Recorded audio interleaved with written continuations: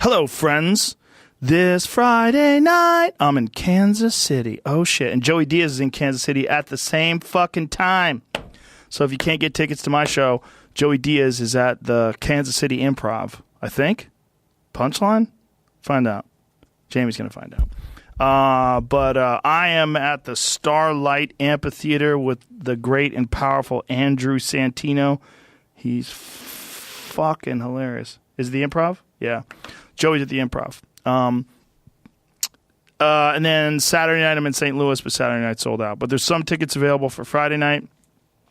Don't sleep. This episode of the podcast is brought to you by Stamps.com. Do you have to send shit through the mail on a regular basis? Well, listen. You're killing yourself by going to that post office and waiting in line. The U.S. Postal Service is an important tool for any business. Well, Stamps.com is the easiest way to access all the amazing services of the post office, and it never closes. You can print postage for letters or packages at your motherfucking convenience 24/7. This is what happens. You go to Stamps.com. Click on the microphone at the top of the homepage and type in JRE, and they will hook you up. They hook you up with a 4-week trial plus postage and a digital scale. What? What? Yes, I'm fucking serious, man.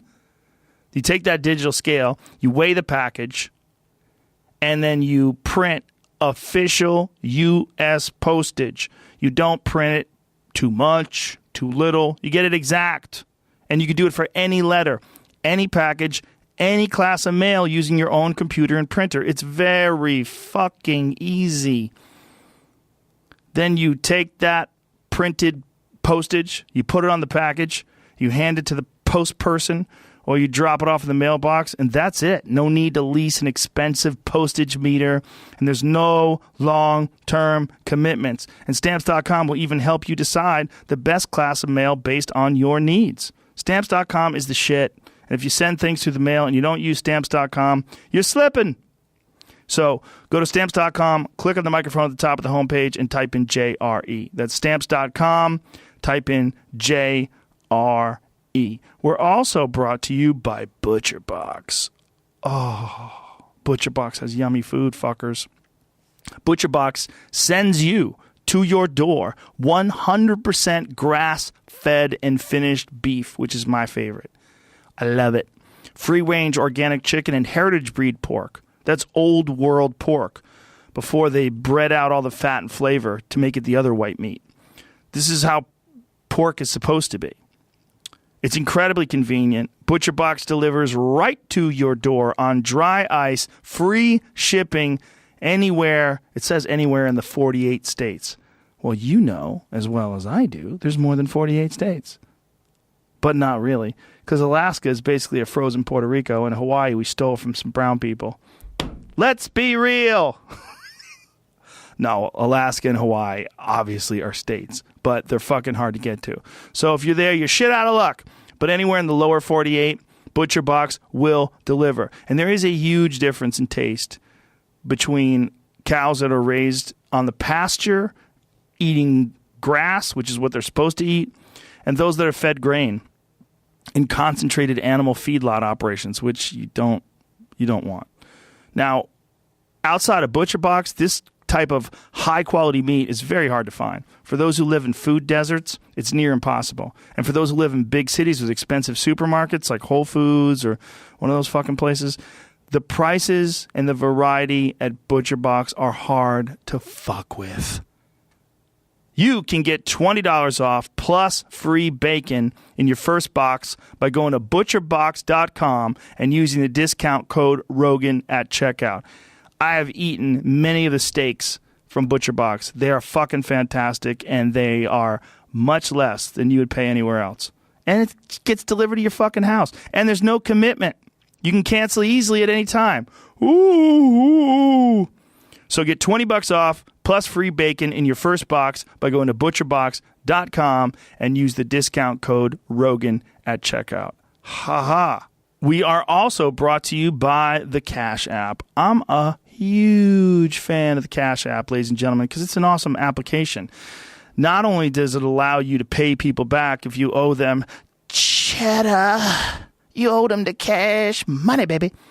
But what it also does, it allows you to buy and sell Bitcoin, and it changes the way people interact with their money. It's adding features that you can only get from a bank, and a few more you can't, like the cash card. Boosts, and again, Bitcoin. The cash card is a free, customizable debit card that you can use at stores or ATMs. It's linked to your Cash App balance as if it were a checking account. It even lets you direct deposit your paycheck right into the app. Oh, come on, baby. If you're looking for an alternative to traditional banking, you're not alone. Millions of Americans have already started using the Cash Card. There's never been a rewards program like Boosts. The Cash App's Boost programs lets you get instant discounts every single time you swipe your Cash Card at coffee shops, Chipotle, Shake Shack, and beyond. Just tap a Boost in the app and pay with your Cash Card. Cash App is also the most convenient and inexpensive way to buy, sell, and withdraw Bitcoin. 20 years ago, something like the Cash App would have been hard to imagine. Now, it's hard to imagine anything else. It is, in fact, the shit.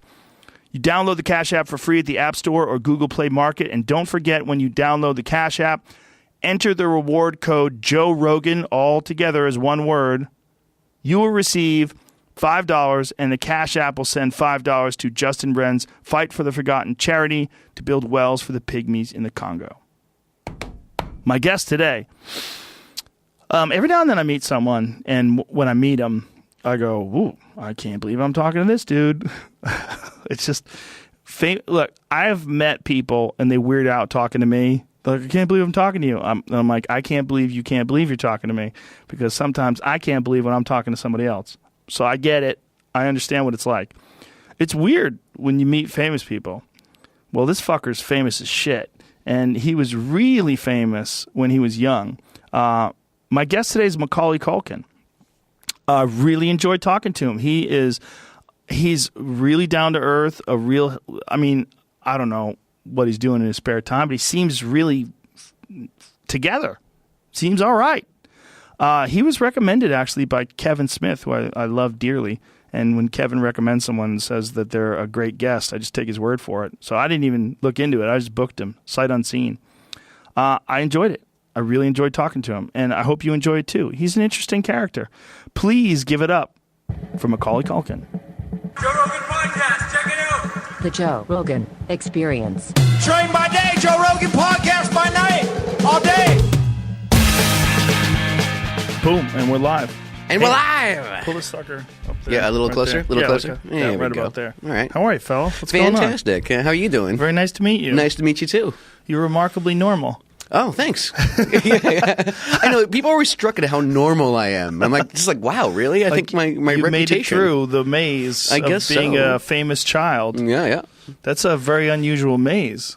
My life is unique to me. That's what I like to say. And I'm almost like a peerless person, like to a certain extent. There's not too many people I can look left and right, and we have similar experiences. Yeah, is there anybody that you ever contacted, like Jodie Foster or someone who's made it through and seems pretty put together? Not really. No? Not really. I mean, it's kind of a weird cold call, It's like, hey, Jodie Foster. But I would think that's It's such a small clan of people. Like if a comic called me that I knew, and they wanted to talk to me, I would talk to them because it's such a small clan of people. I mean, we do have our weekly therapy sessions. Yeah. You say, me, Elijah group. Wood, Right.